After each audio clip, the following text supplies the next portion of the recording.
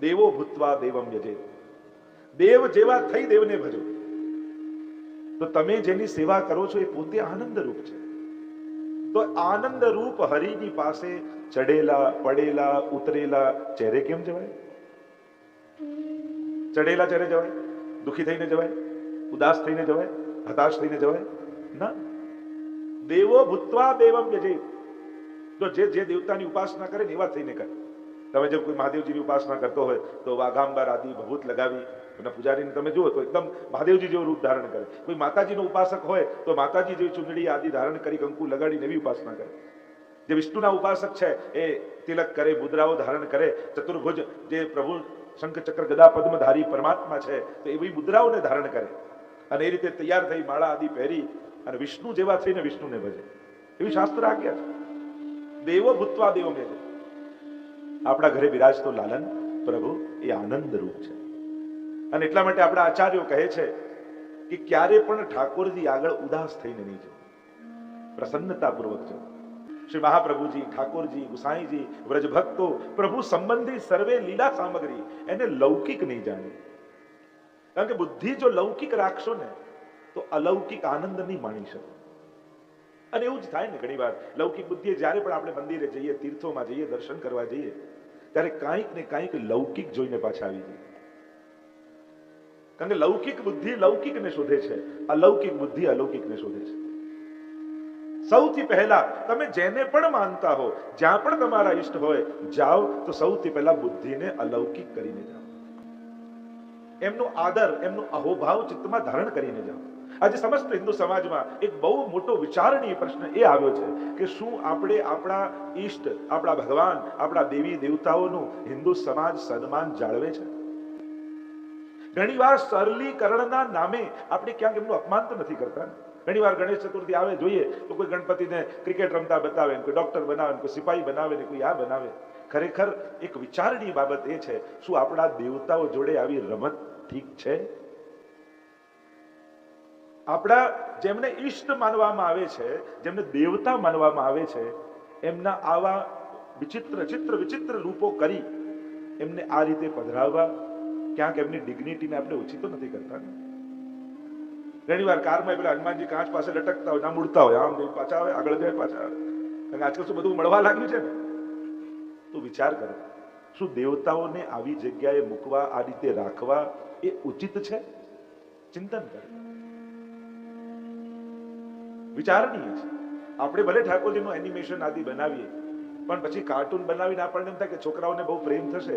એ લોકો પ્રેમ ભગવાનને નહીં કરે. ધીમે ધીમે વર્ષો જશે ને પછી ભગવાન પણ કદાચ કાર્ટૂનના એક પાત્ર થઈ જશે. એટલે ક્યાંક ચિંતનીય તો છે જ. આપણે સરલીકરણ કરવા, યુવાનો સુધી ભગવાનને પહોંચાડવા, બાળકો સુધી પહોંચાડવા માટે ક્યાંક ભગવાનનું સ્તર નીચે ન કરી દઈએ, એની સાવધાની આપણે બધાએ રાખીએ. જૂનવાણી વાત નથી કરતો, નવી જ વાત કરું છું. કઈ આપણને કે આ જૂનવાણી એટલે આવું ન કરાય એવું મારા ચિત્તમાં નથી, પણ એક ભય છે ક્યાંક અજ્ઞાન. કારણ કે કોઈ વસ્તુ બહુ લાંબા સમય સુધી ચાલે ને પછી એનો પરિચય એ થઈ જતો હોય છે. એટલે બીક એ લાગે કે ક્યાંક 25, 50, 100 વર્ષ પછી ભગવાન કોઈ કાર્ટૂનના પાત્ર બનીને ન રહી જાય, એની સાવધાની આપણે બધાએ રાખી. છોકરો કૃષ્ણના કાર્ટૂનથી રમતો હોય તો એમ ન માની લેવું કે એને ભગવાન જોડે પ્રેમ થઈ ગયો. એને તો કોઈ કાર્ટૂનના પાત્ર જોડે પ્રેમ થયો છે. એને ભગવાન રૂપે જીવનમાં ભગવાન આપ્યા. સમજવાની વાત એ છે, કહેવાનો મારો ઉદ્દેશ્ય એ છે કે ભગવાનને ભગવાન તરીકેના જીવનમાં આપો છો. કે ભગવાન કેવલ કોઈ રમવાનું સાધન નથી. ભગવાન એ છે જે તમારા ભાગ્યને બદલવા સમર્થ છે, જ્યાં સમગ્ર સૃષ્ટિનું સર્જન, પાલન અને વિસર્જન કરનારો છે.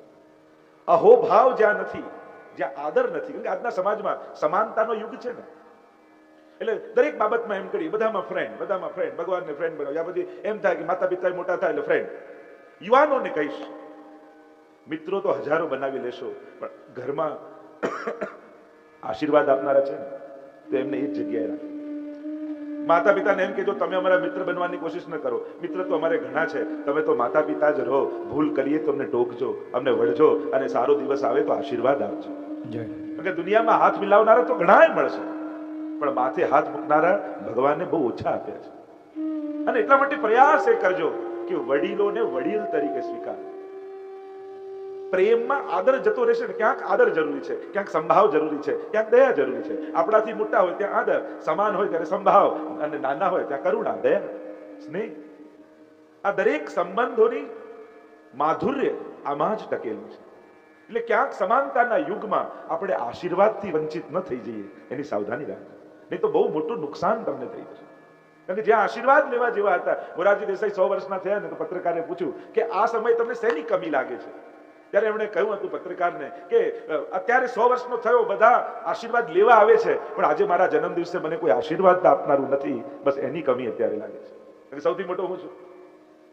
એટલે જીવનમાં યુવાન બાળકો, ભાઈઓ બહેનોને કહીશ, જન્મદિવસ પણ આવે, મમ્મી પપ્પા પ્રેઝન્ટ આપે, પીઠ થાબડે, શેક હેન્ડ કરે, વિશ કરે, બધું બરાબર, પણ તમે પગે લાગી આશીર્વાદ લેવાનું ચૂકતા નહીં. કારણ કે આ બાકી બધું કદાચ નકામું જાય, પણ માતા પિતાના આશીર્વાદ ક્યારે નકામા નથી થતા. હું તો આખો પ્રસંગ આદિ પરિવારને કહીશ કે આ તમારા માતા પિતાના આશીર્વાદથી સફળ થઈ રહ્યો છે, આ એમની ભક્તિથી સફળ થઈ રહ્યું છે. વડીલો જે ભજન કરી ગયા છે ને, આપણે તો એના ફળ ભોગવીએ છીએ.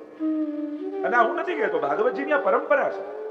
જ્યારે વામન ભગવાન ગયા બલિરાજાને ત્યાં, ત્યારે પૂર્વજોની યાદ અપાવે છે કે તું પ્રહલાદનો દીકરો છો, પ્રહલાદના વંશમાં છું. પરીક્ષિત મહારાજ યાદ કરે છે પૂર્વજોને કે મારા પૂર્વજો પર ભગવાનની કેવી કૃપા હતી. આપણી આ પરંપરા છે, જ્યારે પણ જીવનમાં કોઈ પણ સત્કર્મ આદિ થાય ત્યારે વડીલોનો આભાર માનો, એમના આશીર્વાદ ગણવા. અને એટલા માટે જીવનમાં આશીર્વાદ લેવાનું ચૂકતા નહીં. બાળકોને, નાના બાળકોને કહીશ, જન્મદિવસ આવે, ઠાકોરજીને દંડવત કરો, ગુરુજન બિરાજતા હોય તો એમને વંદન કરો, અને ઘરે માતા પિતાને વંદન કરો. આ ત્રણને વંદન કરી એમના આશીર્વાદ જરૂર લેવા. કારણ જ્યારે દુર્ભાગ્ય ચાલતું હશે, અને દુર્ભાગ્ય ચાલે ને ત્યારે સમજ, બુદ્ધિ, પુરુષાર્થ કાંઈ કામ ના હોય. માણસનું નસીબ ફરે ને, દુર્ભાગ્ય આવે, અને દુર્ભાગ્ય સમય કાંઈ કામ નહીં લાગે, ત્યારે ભેગા કરેલા આશીર્વાદ કામ કરી દેશે. આ તમે જીવનમાં જે આશીર્વાદ ભેગા કર્યા છે ને, એ તમને સંકટોથી તારી દેશે. અને એટલા માટે આશીર્વાદ ભેગા કરે બહુ જ મહત્વનું છે. જો પતંગ ગમે તેટલો સારો હોય, દોરી ગમે તેટલી સારી હોય, પણ પવન જ ન હોય તો પતંગ ઉડે? આ આશીર્વાદ છે ને, એ આપણા સૌભાગ્યના પતંગ માટે પવન છે. જયારે આશીર્વાદ રૂપી પવન ફૂંકાય છે ને, અને સારો પવન હોય તો આપણા જેવા ફાટેલા પતંગો ચડી જાય. સારો પવન ચાલતો હોય ત્યારે લોકો ફાટેલા પતંગો ચડાવે. બસ આશીર્વાદનો પવન જીવનમાં મળતો રહે ને, એનો પ્રયાસ સતત કરતા રહે. જે વાત કરી રહ્યો હતો હું, મહાપ્રભુજી હરિરાયજી આપણને સમજાવે છે, ઠાકોરજી એમની ભગવત લીલા, એમનો લીલા સામગ્રી, આ બધાને લૌકિક નહીં જાણવા, એમને લૌકિક જેવો વ્યવહાર એમની સાથે નહીં કરવો, એમને અહોભાવ રાખો. ભગવત નામ હોય, ભગવત રૂપ હોય, ભગવત લીલા હોય કે ભગવત ધામ, આ બધા ચારેનો, આ ચારેને સમાન કહ્યું છે. પ્રભુનું નામ પણ લઈએ તો આદર સાથે, ચિત્ર વિચિત્ર સ્વરૂપે આપણે કરી દઈએ. અને મોબાઈલના યુગમાં તો હવે આખું જય શ્રી કૃષ્ણ કોણ લખે, એટલે JSK લખીને ફોરવર્ડ કરી દઈએ. હવે તો મોબાઈલની આખી વોટ્સઅપની ભાષા છે. પણ હવે સારું થયું, ફોન સ્માર્ટ થઈ ગયા છે. જય લખો તો જય આવી જાય, કે લખો તો કૃષ્ણ આવી જાય. એટલે સારું થયું, ફોન સ્માર્ટ થયા. ઘણી વાર આપણને ચિંતા થાય, કારણ કે આ JSK લખતા ભવિષ્યમાં બાળકોને ક્યાંક એમ ન થઈ જાય કે બસ વૈષ્ણવ મળે એટલે JSK કરવાનું. ઘણી જગ્યાએ જઈએ કે JC કરી લે, JC આપણે શું છે જય શ્રી કૃષ્ણ. પાશ્ચાત્ય જગતમાં તો વધારે શોર્ટ ફોર્મ કરવાની બધાને આદત હોય, એટલે લાંબા સમય કદાચ છે. પણ જેમ તમે કોમ્પ્યુટર જે યુઝ કરતા હોય, જે બધા IT ના હોય, તમે સર્ચ એન્જિન વધારે કયું યુઝ કરો? ગૂગલ ને. ગૂગલનું ફૂલ ફોર્મ શું થાય? તમે કહો ગૂગલનું ફૂલ ફોર્મ હોય? હા, એ શોર્ટ ફોર્મ છે. કારણ કે ગૂગલ યુઝ કરતા કરતા તમને એમ થયું ગૂગલ જ નામ છે. Global organisation oriented group language of earth, આ ગૂગલનું ફૂલ ફોર્મ કહેવાય. હવે ગૂગલ એટલી વાર તમે યુઝ કરો છો, એટલા નામ ઘડીએ શોર્ટ ફોર્મ, એટલે ગૂગલ જ તમને નામ લાગવા માંડે. એમ જ JSK કરતા ધીમે ધીમે કદાચ 50 વર્ષે JSK જ ના થઈ જાય. જય શ્રી કૃષ્ણ. કોઈ ઓર્થોડોક્સ વાત કરવા નથી માંગતો, જુડવાણી, પણ કોશિશ કરીએ કે ભગવાનના નામમાં કમથી કમ કાપકૂપ ન કરો. એનો અહોભાવ, મૂળ વાત છે ભગવાન પ્રત્યેનો આદર. એમ રૂપ ભગવત સ્વરૂપની સન્મુખ તમે જ્યારે જાઓ, સામે ભગવાન છે, તો ભગવાન આગળ એક ભક્તિ કેમ ઉભા રહેવું, કેમ બેસવું, કેમ બોલવું, કેવો વ્યવહાર રાખવો, આપણે ભક્તનું ડિસિપ્લિન છે. આ એક શિસ્ત છે. આમાં કોઈ ધર્મના નિયમ નથી, આ એક ડિસિપ્લિન છે. કે ભક્ત જ્યારે ભગવાનને આપણે સ્વામી માનીએ છીએ, હું એમનો દાસ છું એવો ભાવ રાખીએ છીએ, ત્યારે પ્રભુ આગળ ઉભા હોઈએ ત્યારે આપણો કેવો વ્યવહાર હોય. લીલા એવી જ છે ભગવાનની લીલાઓ. ભગવાનની લીલા કોઈ લૌકિક બુદ્ધિવાળા વ્યક્તિ પાસે સમજવાનો પ્રયાસ ન કરતા, નહીં તો એ ભગવાનમાં અભાવ જગાવશે. કારણ કે આ બધા ગ્રંથો એવા એક લેવલ પર આવીને લખાયેલા છે. કારણ કે એક વસ્તુ બહુ જ મહત્વની, કે કર્તાનું જે લેવલ હોય એ લેવલ સુધી ન પહોંચો ત્યાં સુધી એની કૃતિ માટે કોઈ જજમેન્ટ આપવું નહીં. કારણ કે એની કૃતિને સમજવા માટે, એના સર્જનને સમજવા માટે એ કર્તા યા વક્તાના લેવલ સુધી પહોંચવું જરૂરી છે. કારણ કે એ કઈ જગ્યાએ બેસીને જોઈ રહ્યો છે એ બહુ મહત્વનું છે. આપણું લેવલ ક્યાં છે ન સમજાય તો ગ્રંથને ખોટો નહીં કહેવો, પ્રયાસ એ કરવો કે હે પ્રભુ મારી બુદ્ધિ એવી કરજે કે ભગવાનની આ લીલાને હું સમજી શકું. આપણે ન સમજાય તો ચોપડી મૂકી દઈએ, ગ્રંથ મૂકી દઈએ, આ બધું તો બધું ખોટું હોય, બધી માન્યતાઓ છે, નામ છે. વાક ગ્રંથનો ન કઢાય, પ્રયાસ બુદ્ધિને વિશાળ કરવાનો કરાય કે મારી બુદ્ધિ, મારી સમજણ એવી ક્યારે થાય ત્યારે ભગવાનની આ વાતને હું સમજી શકું, ભગવાનના ગ્રંથને હું સમજી શકું, એનો પ્રયાસ કરે. અને એટલા માટે ભગવદ લીલા પણ જેમ ગીતાજીમાં ભગવાને કહ્યું જન્મ કર્મ ચમે દિવ્યમ, મારું જન્મ અને કર્મ, મારી પ્રત્યેક લીલાઓ દિવ્ય છે. અને એટલા માટે આ દુનિયાને પણ જોવી હોય ને તો ભગવાનની આંખે જોવી. આપણે આ દુનિયાને જોઈને જજમેન્ટ કાઢીએ કે ભગવાને આમ કેમ બનાવ્યું, આમ કેમ કર્યું, ને ફલાણું કેમ કર્યું, કેટલાય આપણે જીવનમાં પ્રશ્નો જગાવી લેતા હોય આ દુનિયાને જોઈને. પણ ભગવાન ચલાવી, પેલું કહેતા ને કે માણસ બગીચામાં ગયો ને એને જોયું કે આ ભગવાનને દુનિયા બનાવતી આવડી નહીં, જો ને આ આટલા મોટા મોટા તડબૂચો છે ને એની પાતળી વેલ ઉગાડી, નાની નાની વેલમાં તડબૂચો ઉગે, અને આટલું મોટું વડનું ઝાડ ને એમાં નાના નાના ટેટા ઉગાડે. પ્રભુને દુનિયા બનાવતા જ નથી આવડી, અને એટલામાંથી એક ટેટું ઝાડ પરથી પડ્યું અને એવું માથા પર વાગ્યું કે એને થયું સારું થયું ઉપર તરબૂચ નથી લગાડ્યું. આ તો ટેટા પડે ને પછી સમજ આવે. અને એટલા માટે જ્યારે આપણી સમજ વિશાળ ન થઈ હોય તો ભગવાનની કોઈ લીલા પર પ્રશ્નાર્થો નહીં મૂકવા. જિજ્ઞાસા બહુ સરસ છે, જિજ્ઞાસા હોવી જોઈએ, પણ એ જિજ્ઞાસા શ્રદ્ધા તરફ આગળ વધે એનો પ્રયાસ પણ જોડે જોડે હોવો જોઈએ. કારણ કે આપણી શંકાને દ્રઢ કરનારો કોઈ વ્યક્તિ મળી ગયો ને તો એ જ શંકા અશ્રદ્ધા બની જશે. ક્યાંક તમારી કોઈ શંકાને અશ્રદ્ધામાં ન ફેરવી દે એવી સાવધાની સાથે શંકાને લઈને ફરો. જો હું સાચો છું એમ કરીને તમારી શંકાને દ્રઢ કરવાની ખોટી મહેનત પણ ન કરતા, ખોટો આગ્રહ ન રાખતા, નહીં તો નુકસાન તમારું જ થશે. અને એટલા માટે શંકાઓ બળ બનવું જોઈએ, શ્રદ્ધાનું બીજ બનવું જોઈએ, શ્રદ્ધાનું. તો જે આપણે ચર્ચા કરી રહ્યા હતા ત્રીજા શિક્ષાપત્રમાં શ્રી હરિરાય મહાપ્રભુજીએ કહ્યું આ લીલા સામગ્રીઓ એની સામ્યતા કોઈની સાથે ન થઈ શકે. આ પરમ અલૌકિક તત્વો છે અને એટલા માટે એની સરખામણી ન કરે. અને એમ પણ ભક્તિમાં ક્યારે પણ તમારા ઘરે બિરાજતા ઠાકોરજીની પણ સરખામણી બીજા ઠાકોરજી સાથે નહીં કરે. લો પેલાને ત્યાં તો આવી સેવા, મારે ત્યાં તો આવી જ છે, એમ કરી સેવાને પણ કમ્પેર ન કરો. ઘણી વાર લોકો પ્રયાસ કરવા જાય કે બધાને એક સરખી સેવા હોવી જોઈએ. ના, પુષ્ટિ માર્ગની વિશેષતા જ એ છે કે તમારા ઘરની અનુકૂળતા, તમારી જેવી સામર્થ્ય, શક્તિ, સમય અનુકૂળતા એ પ્રમાણે તમને આજ્ઞા આપવામાં આવે. લોકો જુદા જુદા પણાને કન્ફ્યુઝન સમજે છે. આવું જુદું જુદું કેમ? આ જ આપણી વિશેષતા છે કે દરેક જીવ માટે વ્યક્તિગત સેવાની આજ્ઞા છે. કે તું બીજાને જોઈને ખેંચાવા જઈશ તો શ્રદ્ધા જતી રહેશે, થાકી જઈશ, નહીં કરી શકે. તું તારા સામર્થ્ય જેટલું કર, તું તારા ભાવ જેટલું કર. અને એટલા માટે મેં પહેલા જ કહ્યું હતું, કોઈ સકડી ભોગ ધરતા હોય, બધું ભોગ ધરતા, કોઈ મિશ્રી ભોગ ધરતા હોય, પણ ક્યારે પણ સરખામણી નહીં કરવી. જોખવા તરાજુ લઈને નહીં ફરવું. નહીં તો અત્યારે દુનિયામાં ઘણા લોકો તરાજુ લઈને જ ફરતા, દરેક વસ્તુને જોકે, દરેક વસ્તુને માપે, નહીં તુલના ન કરે. એ એની જગ્યાએ મોટો છે, તમારી સેવા તમારી જગ્યાએ મોટી છે. પેલાને ત્યાં મોટું સ્વરૂપ હોય, તમારે ત્યાં નાનું બાલકૃષ્ણલાલજી હોય, તો એવું હોય કે 1 ફૂટનું સ્વરૂપ હોય ત્યાં 100 વોલ્ટ હોય ને, પેલા નાનું હોય તો 50 વોલ્ટ હોય ને, એનાથી નાનું હોય તો 25 પાવર હોય. એવું હોય કે જેટલો આકાર ભગવાનનો મોટો એટલે એમાં ભગવાન વધારે, અને નાના આકારમાં ભગવાન નાના. આવું હોય? એવો પ્રયાસ ન કરે. તમારે ત્યાં પ્રભુ બિરાજે છે તો એ પ્રભુ જ છે. ન્યૂનતા કોઈને ત્યાં મોટું ભગવત સ્વરૂપ જોઈ તમારા ઠાકોરજીને નાના ન ગણી લેતા, નહીં તો નુકસાન તમારું થશે. એવું ક્યાંક મહાપ્રભુજી કહ્યું છે કે સકડી ભોગ ધરે ને 100 વોલ્ટ ને પેલાને અનસકડીને 50 વોલ્ટ ને દૂધ ઘર ને 25 વોલ્ટ. આવું હોય? મિશ્રી વાળાને ત્યાં પણ એ જ ઠાકોરજી છે. એટલે આ જે માન્યતાઓ ઘૂસી ગઈ છે એ બધું કાઢો તો જ આનંદ માણી શકશો. જ્યાં સુધી સરખાવ્યા કરશો ત્યાં સુધી તમે તમારો આનંદ ગુમાવી રહ્યા છો. અને એટલા માટે અહીંયા હરિરાયજી આપણને સમજાવે છે કે આ બધા સ્વરૂપોની સામ્યતા ક્યાંય ન કરે. આપણા માટે આ સર્વોપરી છે તો સર્વોપરી છે, પણ એવો અઠાગ્રહ ન રાખો કે બધા જ શ્રીનાથજીને જ માનવા લાગી જાય. એવો અઠાગ્રહ નહીં. જેનો જ્યાં જે અધિકાર છે, જે પુષ્ટિ ભક્તિમાં આવ્યો છે, સમર્પિત થયો, એ શ્રીજીને માને. જ્યાં બીજાને કોઈને ક્યાંક શ્રદ્ધા હોય એની ક્યાં શ્રદ્ધા હોય. અત્યારે શ્રીનાથજી દર્શન કરવા જઈએ તોય આટલા ધક્કામુક્કી થાય ને આટલી ભીડ થાય. જો આખી દુનિયા શ્રીનાથજી માનવા લાગે તો આપણો વારો આવે દર્શન કરવાનો. એટલે પ્રભુની જે વ્યવસ્થા છે બધું બરાબર છે. આજે અત્યાગ્રહ હઠાગ્રહ જે આપણા છે, આ થોડું મન ખોલવાની જરૂર છે. ત્રીજા શિક્ષાપત્રને વિરામ આપીએ. બોલો શ્રી હરિરાય મહાપ્રભુ કી જય.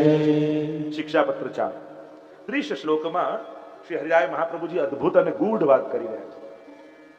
પ્રભુની અંદર બિરાજતા બે પ્રકારના ધર્મોની ચર્ચા છે, અંતરંગ ધર્મ અને બહિરંગ ધર્મ.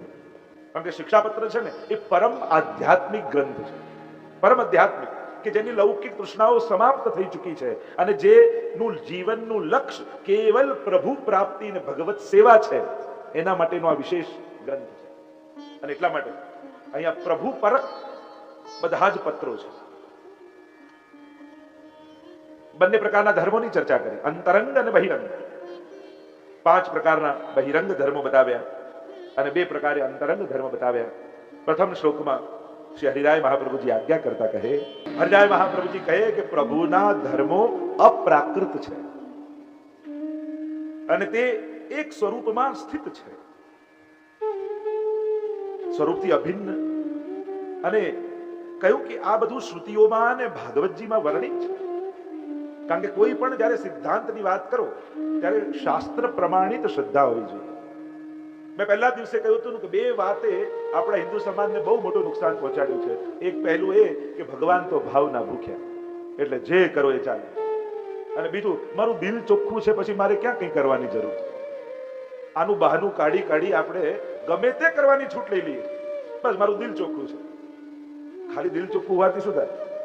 વાણી, વ્યવહાર, વર્તન બધું શુદ્ધ હોવું જોઈએ. હરિરાય મહાપ્રભુજી સમજાવે છે કે આ બધું ભાગવતજીમાં અને શ્રુતિઓમાં વર્ણિત છે. એટલે સૌથી પહેલા શ્રદ્ધા શાસ્ત્ર પ્રમાણિત હોવી જોઈએ. મને મનમાં આવ્યું ને શરૂ કરી દીધું, આવું ના હોય. જો તમે જેની પણ ઉપાસના કરતા હો, ઠાકોરજીની આપણે ઠાકોરજીની, કોઈ જુદા જુદા દેવતાઓની કરતા હોય તો એને પણ ધ્યાન રાખો. જેની ઉપાસના જે રીતે થાય એની ઉપાસના એ રીતે જ કરવી. મહાદેવજીની ઉપાસના જે રીતે થાય એ રીતે જ કરાય. તમે એમને પલ્લામાં પધરાવીને ઝુલાવ તો એ ગભરાઈ જાય કે હું તો અજન્મા ને અમર, મારી જોડે કરે છે શું? આ ઘણા પુષ્ટિ માર્ગના મનોરથો એટલા પ્રસિદ્ધ થયા ને ગમે ત્યાં કરવા લાગે. હિંડોળા તો ગમે ત્યાં ના કરે, 56 ભોગ તો ગમે ત્યાં કરે, અન્નકૂટ તો ગમે તેને કરે. અરે એમની એ લીલા જ નથી. એ દેવી દેવતા જેની ઉપાસના સમાજ કરતો હોય એના જે પ્રકારના વિધાન હોય, જે પ્રકારની ઉપાસના હોય, શાસ્ત્રોએ બતાવી હોય અને જે પ્રકારે એમની લીલા હોય એ પ્રકારે એમને લાલ લડાવાય, એમની પૂજા યા સાધના કરાય. હવે બાલકૃષ્ણ લાલને તમે જે રીતે લાલ લડાવો છો એ રીતે અન્ય જોડે ન કરાય. એનું અપમાન કહેવાય. તમારા ઘરમાં કોઈ નાનકડું બાળક આવે ને ગુગરો બતાવો તો રાજી થાય, પણ 80 વર્ષના બાપા આવે ને ગુગરો આમ કરો તો લાફો મારે. કોઈ 80 વર્ષના કાકા આવે તમે આમ ગુગરો ચમચમ કરો તો એક થપાટ પડે. એની મજાક કહેવાય, એનું અપમાન કહેવાય. એમ બાલકૃષ્ણ લાલ પ્રભુને, શ્રી કૃષ્ણને જે રીતે લાલ લડાવો છો એ રીતે કોઈ અન્ય દેવી દેવતાઓનું કરવા જાઓ એ એમના માટે ઉચિત ન કહેવાય. તમને ભલે મજા આવતી હશે પણ એમનું ક્યાંક કોઈક રીતે આપણે અપમાન કરીએ. એટલે આ એક વિવેક શીખવાની સમાજે જરૂર છે કે જ્યાં જેની જે પ્રકારે ઉપાસના થતી હોય એ પ્રમાણે, જેમ ગીતાજીમાં ભગવાને કહ્યું, તસ્માત શાસ્ત્રમ પ્રમાણમ તે કાર્ય વ્યવસ્થિત, અથવા ય શાસ્ત્ર વિધિ ઉત્સૃજ્ય વર્તતે કામકારત ન સિદ્ધિ વાપનોતિ ન સુખમ ન પરામ ગતિ. શાસ્ત્ર વિધિને છોડી મનોકલ્પિત રીતે જે કંઈ પણ કરે છે ન સુખમ ન પરામ ગતિ, એને પરમ ગતિ નથી મળતી, એને સુખ નથી મળતું. અને એટલા માટે શાસ્ત્રોની આજ્ઞા ફોલો કરવી જોઈએ, મનગણંત ન કરવી. એટલે કહ્યું કે આ શાસ્ત્ર પ્રમાણિત છે. ગોપેશ્વરજી ટીકામાં લખાયું કે પ્રભુના ધર્મો અપ્રાકૃત છે. એમ કહ્યું તો અપ્રાકૃત શું છે? તો કે જેમાં લૌકિકતાની ગંધ માત્ર ન હોય એને અપ્રાકૃત કહેવાય. શ્રી મહાપ્રભુજી પ્રાકૃત ધર્મા નાશયમ અપ્રાકૃત નિખિલ ધર્મ રૂપમિતિ નિગમ પ્રતિપાદ્યમ યત શુદ્ધમ સાકૃતિ સૌમી, સર્વોત્તમ સ્તોત્રમાં આપણે ગાઈએ છીએ. અપ્રાકૃત છે. જેમ પ્રાકૃત ધર્મ હોય એમ એ માયાજન્ય છે જે પ્રાકૃત ધર્મો છે. અહીંયા પ્રાકૃતતાનો લેશ માત્ર પણ ગંધ નથી. પ્રભુ પરમ અલૌકિક છે. મનુષ્ય આકારે દેખાય છે પણ મનુષ્ય નથી. કેમ મેં ઉદાહરણ આપ્યું તો મિશ્રીના ખીલોના બનાવો, ચાસણીમાંથી ફૂલ બનાવો, ફૂલ, પત્તી, દાંડી બધું બનાવો, પણ એ દાંડીમાં પણ મિશ્રી છે, પત્તીમાં પણ મિશ્રી છે અને ફૂલમાં પણ મિશ્રી છે. એમ પ્રભુ સર્વાંગ આનંદ માત્ર કરપાદ મુખોદરાદી રસો વૈ સહ, જે વેદે કહ્યું છે એ અપ્રાકૃત ગુણો પરમાત્મામાં બિરાજમાન છે. આગળ સમજાવતા શ્રી હરિરાય મહાપ્રભુજી દ્વિતીય શ્લોકમાં પ્રભુના 5 બહિરંગ ધર્મોનું વર્ણન કરે છે. પ્રભુના બહિરંગ ધર્મો કેવા છે અને પછી 2 અંતરંગ ધર્મોનું વર્ણન કરશે. અમારા ભગવાન તત્વ શું છે એ ભગવત તત્વનું મહાત્મ જ્ઞાન, તત્વ જ્ઞાન અહીંયા હરિરાય મહાપ્રભુજી સમજાવી રહ્યા છે. અને દ્વિતીય શ્લોકમાં આખ્યા કરી 5 ધર્મો ભગવાનમાં, એ 5 બહિરંગ ધર્મો બિરાજમાન છે. 2 પ્રકારના ધર્મો બતાવે, અંતરંગ અને બહિરંગ. અને ભક્તો કયા ધર્મનો આશ્રય કરે છે એની આગળ ચર્ચા કરશે. તો 5 બહિરંગ ધર્મો કયા છે? જેમ ભાગવતજીમાં કહ્યું, સચ્ચિદાનંદ રૂપાય વિશ્વોત્પત્યાદિ હેતવે તાપત્રય વિનાશાય શ્રી કૃષ્ણાય વયમ નમઃ. ભાગવતજીના મહાત્મ્યમાં, પદ્મ પુરાણ અંતર્ગત મહાત્મ્ય, એમાં મંગલાચરણમાં કહ્યું ભગવાન નું સ્વરૂપ, સામર્થ્ય અને સ્વભાવ, આ ત્રણેયનો પરિચય કરાવ્યો. કૃતિ, આકૃતિ અને પ્રકૃતિ ત્રણેયનો પરિચય મહાત્મ્યમાં કરાવ્યો.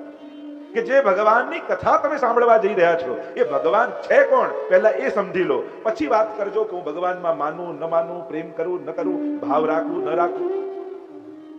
સૌથી પહેલા સમજો તો ખરા ભગવાન કોણ. સચ્ચિદાનંદ રૂપાય, એ સચ્ચિદ અને આનંદ રૂપ. શું કરે છે? વિશ્વોત્પત્યાદિ હેતવે, વિશ્વની ઉત્પત્તિ, સ્થિતિ અને લય કરે છે. અને એનો સ્વભાવ કેવો છે? તો કે તાપત્રય વિનાશાય, ત્રિવિધ તાપોને હરનાર. એમ અહીંયા 5 ધર્મો બતાવ્યા. પહેલો ધર્મ ભગવાનમાં છે કર્તાપણું, એટલે કે આખા જગતના કર્તા પરમાત્મા છે. એ જ સર્જક છે, એ જ પાલક છે અને એ જ લય કરતા છે. નાશ નથી કહેતો, કારણ કે મહાપ્રભુજી આવિર્ભાવ અને તિરોભાવની વાત કરે છે. મહાપ્રભુજી જગતને પણ સત્ય માને છે. મહાપ્રભુજીને મતમાં જગતને સત્ય એમ કહ્યું તો પ્રશ્ન કર્યો કે સત્ય તો એને કહેવાય જે ત્રિકાલાબાધિત હોય, જે પહેલા હોય, આજે છે ને પછી રહેવાનું, એને જ સત્ય કહેવાય. તો જગત તો પહેલા નહોતું, ભગવાને સર્જ્યું ત્યારે થયું, અને ભગવાન લય કરી દે ત્યારે નહીં રહે, તો પછી જગતને સત્ય કેમ માનવું? ત્યારે મહાપ્રભુજી કહે અહીંયા સર્જન અને નાશ નથી, અહીંયા તો આવિર્ભાવ અને તિરોભાવ છે. કાચબાનું ઉદાહરણ વેદાંતમાં આપવામાં આવે કે જેમ કાચબાને ક્રિયા કરવી હોય ત્યારે પોતાનું મુખ અને પગ બહાર કાઢે, ક્રિયા કરે, અને પછી શાંત રહેવું હોય ત્યારે ઇન્દ્રિયોને અંદર લઈ જાય. એમ ભગવાન જ્યારે ક્રીડા કરવા માંગે છે ત્યારે ભગવાન જ જગત રૂપે આવિર્ભૂત થાય છે. ઓમ પૂર્ણમદઃ પૂર્ણમિદં પૂર્ણાત પૂર્ણમુદચ્યતે પૂર્ણસ્ય પૂર્ણમાદાય પૂર્ણમેવાવશિષ્યતે. ઈશોપનિષદનું મંગલાચરણ છે. ઓમ પૂર્ણમદ, જગત બ્રહ્મ પૂર્ણ છે અને પૂર્ણ બ્રહ્મમાંથી પૂર્ણ જગત પ્રગટ થાય છે. તો બ્રહ્મમાં કંઈ ઘટી જતું નથી, અને પૂર્ણ જગત ત્યારે બ્રહ્મમાં ભળી જાય ત્યારે એમાં કંઈ વધી જતું નથી. વિકૃત પરિણામવાદ અને અવિકૃત પરિણામવાદ, 2 પ્રકારના પરિણામવાદ છે. થોડીક વેદાંતની ચર્ચા કરી. જેમ રબડ ખેંચો તો લાંબુ થઈ જાય, છોડો તો પાછું હતું એવું થઈ જાય. આને કહેવાય અવિકૃત પરિણામવાદ. અને દૂધને જમાવો તો દહીં થાય, પણ દહીંનું પાછું દૂધ ન થાય, આને કહેવાય વિકૃત પરિણામવાદ. તો પ્રભુ પોતે જ જગત રૂપે પરિણમિત થાય છે, અને ભગવાન આવિર્ભાવ કરે અને પાછો પોતાનામાં તિરોભાવ કરી દે. જગત તો પરમાત્મામાં છે જ.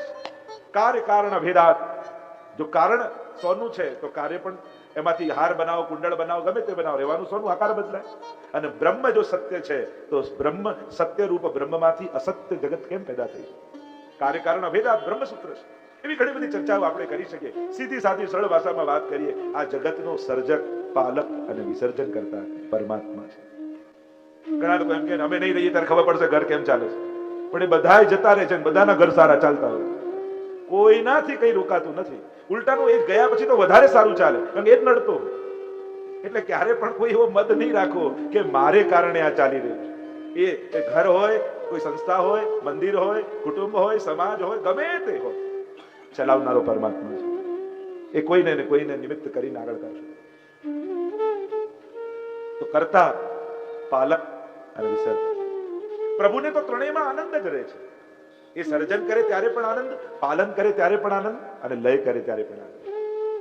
માણસ સર્જન કરે તો એને મોહ થઈ જાય, પાલન કરે તો અહંકાર થઈ જાય, અને ગુમાવી બેસે તો શોકાતુર થઈ જાય. તો પ્રભુને તો ત્રણેય અવસ્થામાં આનંદ. જેમ તમે નાનકડું બાળક કોઈ સમુદ્ર કિનારે રેતીમાં રમતું જોયું છે?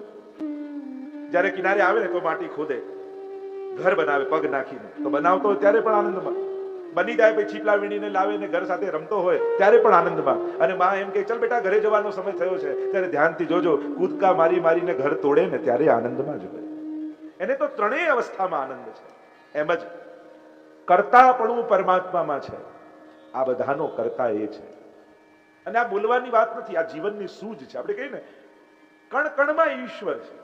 આ કઈ કેવળ શબ્દ નથી, આ એક સૂઝ છે, એક અવસ્થા છે કે કણ કણમાં એનો જ્યારે અનુભવ થવા લાગે એવી અવસ્થા છે. અને એ અવસ્થાને જ્યારે પ્રાપ્ત થાય ત્યારે આની અનુભૂતિ થાય. બીજું કયું? સર્વરૂપત્વ, એટલે કે સર્વરૂપપણું એ પરમાત્માનો ધર્મ છે. રૂપ નામ વિભેદેન જગત ક્રીડતી યો યતઃ. નિબંધના મંગલાચરણમાં કહ્યું ને, આ રૂપ નામના ભેદથી પરમાત્મા જ ક્રીડા કરી રહ્યો છે. આ જેટલા રૂપ દેખાય, રૂપ નામ વિભેદેન જગત ક્રીડતી યો યતઃ, આ બધા એના જ રૂપ છે. અને એટલા માટે એ પરમાત્મા જ ભિન્ન ભિન્ન રૂપે અખિલ બ્રહ્માંડમાં એક તું શ્રી હરિ જૂજવે રૂપે અનંત ભાવ. આ સર્વ રૂપત્વ પરમાત્માનો ધર્મ છે. આ ભગવાન જ રૂપ નામના. કેમ? કારણ કે જેમ વેદાંતમાં સમજાવવામાં આવે કે જેમ સોનું લઈને આવો, યા તમારી પાસે બંગડી હોય, પછી ડિઝાઇન જૂની થઈ જાય એટલે તમે સોની પાસે જાઓ ને એમ કહો કે આ બંગડી રાખો, સોનું આપો, સોનું પાછું લઈ આવો, પાછું બીજા સોની ને જાઓ કે હવે આ સોનું લઈ કુંડળ મને આપો. તો બંગડી એ સોનું હતું, કુંડળ એ સોના હતા, પણ જયારે આકાર બદલાયો તો આપણે એને જુદા જુદા નામે ઓળખવા લાગે. એમ એ જ પરમાત્મા રૂપ નામના ભેદથી જગતમાં ક્રીડા કરે, પણ જેવું રૂપ દેખાય એવા નામે આપણે એને ઓળખીએ છીએ. આ પરમાત્માનો બીજો ધર્મ છે. ત્રીજો ધર્મ કયો? સર્વધારત્વ. સર્વધારપણ, સર્વાધારપણ, સર્વનો આધાર પરમાત્મા છે. આ સમગ્ર બ્રહ્માંડ એના આધારે ચાલી રહ્યું છે, એને ટકાવી રાખેલું છે. એ તો વિચાર કરો, આ સૂર્ય ચંદ્ર આ બધાની ગતિ અડધો કલાક બી મોડું પડે, યા અડધો કિલોમીટર પર સૂર્ય નજીક આવી જાય તો શું દશા થાય? આ બધું એને ટકાવી રાખેલું છે. એટલે માણસ ગમે તેટલા લોજિકો વિચાર કરીને કરે, પણ આને ટકાવનારો પરમાત્મા છે. વિચાર કરો, એક નાનકડી ટાંકણીને જોઈને તમે માનવા તૈયાર થાવ કે એમને બની ગઈ? એક નાનકડી ટાંકણીને તમે ન સ્વીકારો કે એમને બનતી હશે, તો એક નાનકડી ટાંકણીને જોઈને તમે માનવા તૈયાર નથી થતા કે એમને ન બને, કોઈ બનાવે તો જ બને, તો આખું બ્રહ્માંડ જોઈ તમને ભગવાન કેમ યાદ નથી આવતું? રડતા રડતા રંગમંચ પર સૃષ્ટિ કેરો આવ્યો છે, ન ભૂખ તરસનું વાહન તને, ન સુખ દુઃખ કઈ સમજાય તને, ન ચાંદ ગગનમાં તે મૂક્યો, ન સૂરજ વળી તારું સર્જન તે નથી મૂક્યા નગમાં, તો એ તારાઓનો પાર નથી, ને તોય વળી તું બોલે છે કે સૃષ્ટિમાં ભગવાન. કોણે આ ટકાવી રાખ્યું છે? સર્વનો આધાર પરમાત્મા છે. આપણા જીવનનો આધાર આ આત્મા રૂપે પરમાત્મા બિરાજે છે, તો આ દેહ ટકેલો છે. અને જયારે જતો રહે છે આત્મા છોડીને, ત્યારે એ જ દેહ ને કાઢવા ઘરમાંથી બધા ઉતાવળ કરે. અને એટલા માટે સર્વનું આધારપણું એ ભગવાનનો ધર્મ છે.